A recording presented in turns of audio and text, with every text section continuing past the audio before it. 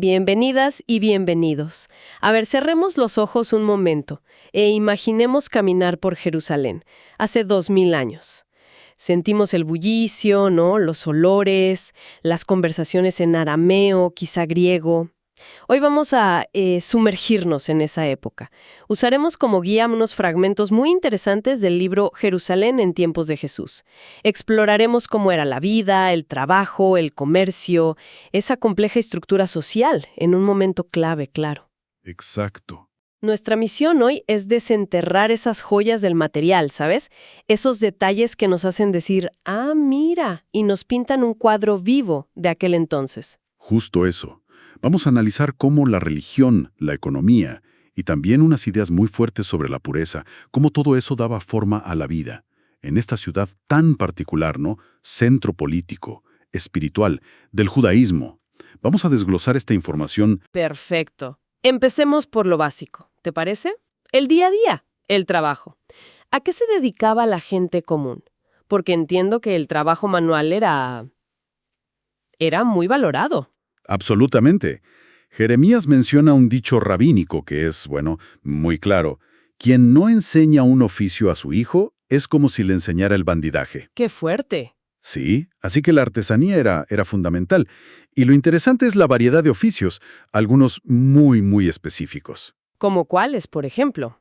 Pues mira, había fabricantes de sellos, que curiosamente evitaban figuras humanas, copistas con técnicas muy particulares para los rollos, y claro, canteros, esenciales en una ciudad de piedra, y más con la obra gigantesca de Herodes en el templo. Muchísimo trabajo ahí. Uf, ni te imaginas. Incluso, fíjate, se habla de guardianes de sepulcros. Un oficio un poco particular. Tiene lógica en una ciudad así. ¿Y dónde pasaba todo esto? ¿En mercados, quizás? Imagino lugares llenos de gente. Justo. Los bazares, los suk, eran el corazón comercial. Parece que había dos principales. Uno en la ciudad alta, la zona más rica, digamos, y otro en la baja. Ah, claro. Y estaban conectados por calles importantes, a veces con columnas, como se ve en el mosaico de Madaba. Ajá. Se menciona una calle del pescado, seguramente cerca del valle Tiropión, esa depresión central. Eso sugiere comercio especializado, quizás con gente de Tiro, fenicios. Y ojo, no era una ciudad atrasada, ¿eh? Había calles empedradas, sistemas de desagüe, bastante avanzados para la época. O sea, una infraestructura urbana ya, considerable. Y supongo que el templo no era solo un centro religioso, también económico, ¿no? Era un motor económico descomunal. Piensa en el mantenimiento, los rituales. Requería ejércitos de obreros y artesanos súper cualificados. Como orfebres y... Orfebres, plateros, broncistas. Casi todas las puertas del recinto estaban cubiertas de oro o plata. Casi todas. Hay una excepción famosa que menciona la Mishnah, la puerta de Nicanor. Se debate si era por su bronce especial, el corintio, que brillaba mucho, o por alguna leyenda. o por alguna leyenda, sí, un milagro asociado. Pero la riqueza era impresionante. ¿Tanta riqueza? Muchísima.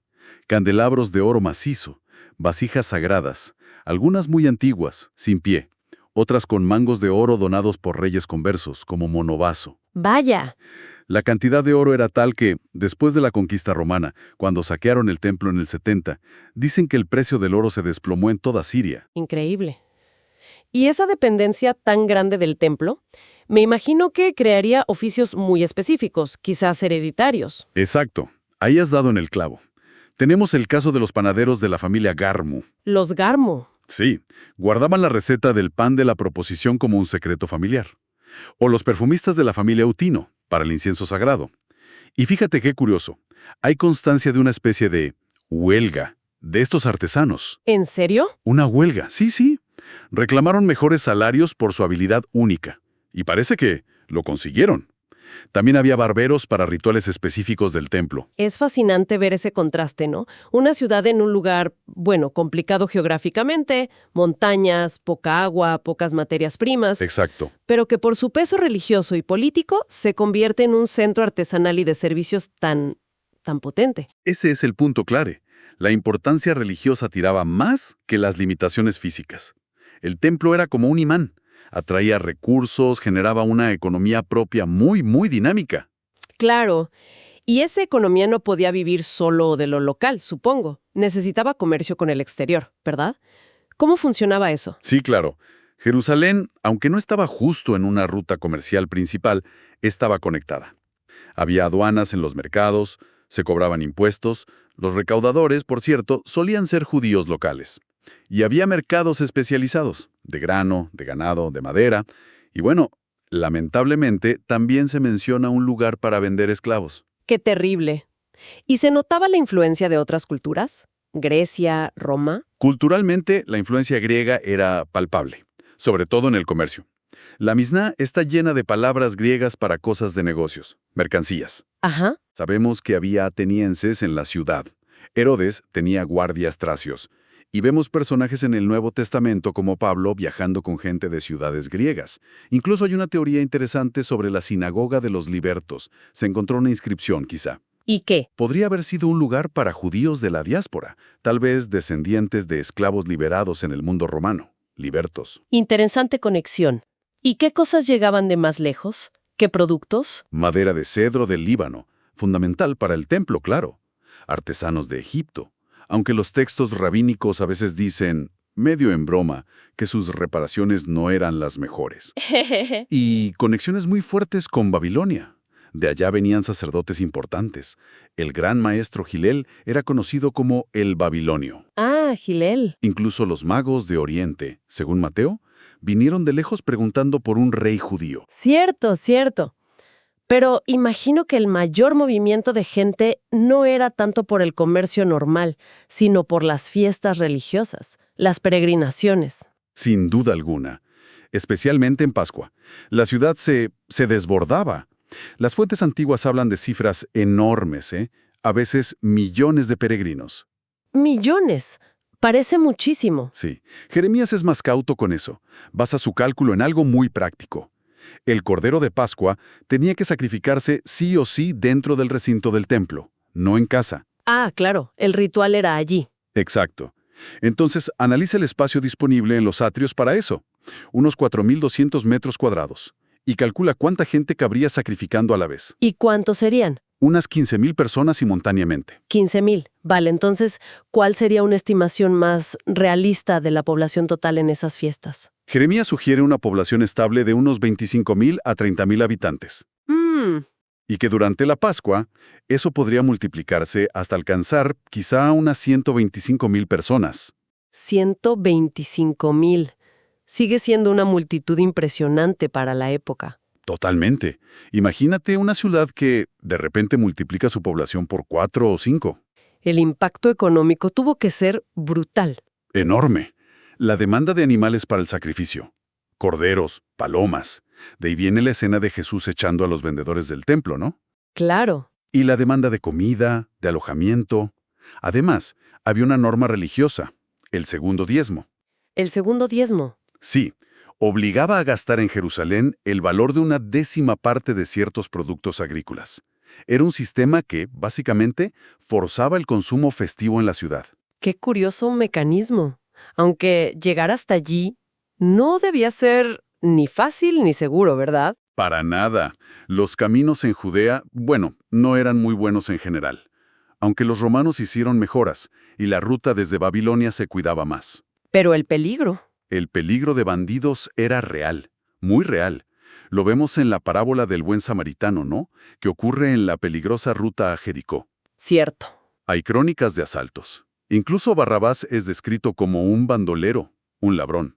Viajar requería mucha precaución. Y esas dificultades para llegar contrastan mucho con la vida dentro de la ciudad, que imagino que tenía sus propias complejidades, divisiones sociales muy marcadas, ¿no? Marcadas es poco. Jerusalén era una ciudad de extremos. Por un lado, una opulencia muy visible. La corte de Herodes, claro. La poligamia, que aunque estaba permitida, probablemente solo la practicaban los muy ricos. Ciertas familias de sumos sacerdotes, por ejemplo. Figuras adineradas como José de Arimatea, que tenía un sepulcro nuevo. La aristocracia sacerdotal, como las familias de Anás y Caifás. Vivían con mucho lujo en la ciudad alta. Casas grandes, servicio. Sí, casas grandes, patios, sirvientes. Hay una anécdota famosa, quizás exagerada, sobre Marta, de la rica familia de Boetos. Dicen que le ponían alfombras desde su casa hasta el templo para que no se manchara los pies. Vaya lujo. El coste de vida debía ser alto. Muy alto. Ese era el lujo de unos pocos. Pero claro, estaba la otra cara de la moneda. La pobreza. La pobreza también era muy presente. Había esclavos, sí, pero más en servicio doméstico que en el campo. Jornaleros, gente que vivía al día. Como el mismo Gilel antes de ser famoso. Lío de Juan. O la viuda pobre que da, bueno, todo lo que tiene. ¿Y los escribas? Los maestros de la ley eran ricos. En general no, para nada. Muchos dependían de la hospitalidad, de la ayuda de sus comunidades. Hay historias muy conmovedoras en la tradición rabínica sobre su pobreza. Sí. Sí, Rabí Akiva durmiendo en paja, Hillel pasando frío porque no podía pagar la entrada a la casa de estudios. La propia tradición recuerda la condición humilde de Jesús y su familia. Entiendo. Por eso los mecanismos de caridad eran tan importantes. El diezmo para los pobres, dejar las espigas olvidadas en el campo para ellos. Había incluso una sala de los silenciosos en el templo. Sala de los silenciosos. Sí, para ayudar anónimamente a familias empobrecidas que sentían vergüenza de pedir ayuda públicamente. Familias vergonzantes, las llamaban. Qué interesante. Riqueza y pobreza extremas, conviviendo. Pero entiendo que había otra división social, quizás aún más profunda, más definitoria para ellos, que no era solo el dinero. Exacto. La jerarquía basada en la pureza de sangre o de linaje. Era una preocupación absolutamente central. La pregunta era, ¿quién es verdadero descendiente de Israel? ¿Y cómo se manifestaba eso en la práctica? Pues, existían clasificaciones bastante formales, que ordenaban a la población. En la cima, sacerdotes, levitas e israelitas de linaje considerado intachable, puro. Vale. Y luego venían una serie de categorías con distintos grados de mancha o impedimento matrimonial. Estaban los halalim, ¿Quiénes eran? descendientes de uniones sacerdotales prohibidas, los prosélitos, que eran los conversos del paganismo, los libertos, esclavos paganos que habían sido liberados, los mamselim, nacidos de uniones consideradas ilegítimas, como incesto o adulterio, los netinim, descendientes de antiguos sirvientes no israelitas del templo, y otros con orígenes inciertos. ¡Vaya! ¡Qué complicado! Categorías que definían con quién podías casarte, tu estatus. Correcto. Tenía implicaciones sociales y religiosas. Directas, muy directas. Por eso le daban una importancia enorme a las genealogías. A saber de quién descendías. Exacto. Las sacerdotales eran súper cuidadas, con registros oficiales. Para las familias laicas quizá era menos sistemático, más tradición oral, registros familiares. Aunque se dice que Herodes mandó quemar archivos. Para ocultar su origen. Posiblemente para ocultar su propio origen que no era aristocrático. Las genealogías de Jesús en Mateo y Lucas, aunque son distintas y, históricamente complejas, reflejan perfectamente esa obsesión cultural por el linaje. Entendido. Y dentro de ese mundo tan jerarquizado, ¿dónde encajaban grupos que siempre oímos mencionar, como los fariseos o los saduceos? Representaban distintas maneras de entender y vivir esa identidad judía dentro de este marco. Los fariseos, a menudo gente común o de clase media, muy influyentes entre el pueblo. Se organizaban en hermandades, ¿sabes? Y eran extremadamente rigurosos con las leyes de pureza ritual y los diezmos. Muy estrictos. ¿Y los saduceos? Los saduceos, en cambio, estaban más ligados a la aristocracia. Sacerdotal, terrateniente. Eran más conservadores en cómo interpretaban la ley escrita y muy centrados en el culto del templo, menos preocupados por las tradiciones orales que tanto valoraban los fariseos. O sea, enfoques distintos. Y había grupos directamente excluidos o mal vistos, ¿no? Claro. Los samaritanos, por ejemplo, vistos con una hostilidad profunda, casi como paganos. Las mujeres, tenían un estatus secundario en la vida pública y religiosa, aunque muy valoradas en el hogar, eso sí, e incluso ciertos oficios eran despreciados. no solo por ser humildes, sino por asociarse a la deshonestidad, como los pastores o los recaudadores de impuestos, Ajá. o a la impureza ritual constante, como los curtidores, que trabajaban con animales muertos todo el tiempo. Hemos recorrido una Jerusalén, la verdad, fascinante y llena de matices. Una ciudad de fe intensa, sí, por supuesto, pero también de un comercio muy vivo, con fracturas sociales profundas, basadas no solo en la riqueza, sino en estas ideas tan estrictas de linaje, de pureza ritual, que marcaban cada aspecto de la vida cotidiana. Queda claro, ¿no?, que la religión lo impregnaba todo. Daba forma a la economía, con el templo y los peregrinos como ejes. Y estructuraba toda la sociedad con estas jerarquías de pureza. Entender esa simbiosis entre lo sagrado, lo económico y lo social es fundamental, para captar las tensiones, los debates de aquella época. Y con esa idea nos vamos quedando, dejando una reflexión en el aire, ¿no? Inspirada por esta inmersión en la Jerusalén que nos describe Jeremías. ¿Cómo cambia nuestra perspectiva sobre los relatos de los evangelios, las enseñanzas de Jesús, sus polémicas con distintos grupos, al tener presente este telón de fondo tan complejo, al comprender mejor esa sociedad, con sus divisiones, esa preocupación constante por la pureza y las fricciones que eran inevitables entre todas estas facciones? Una pregunta que, invita a seguir explorando.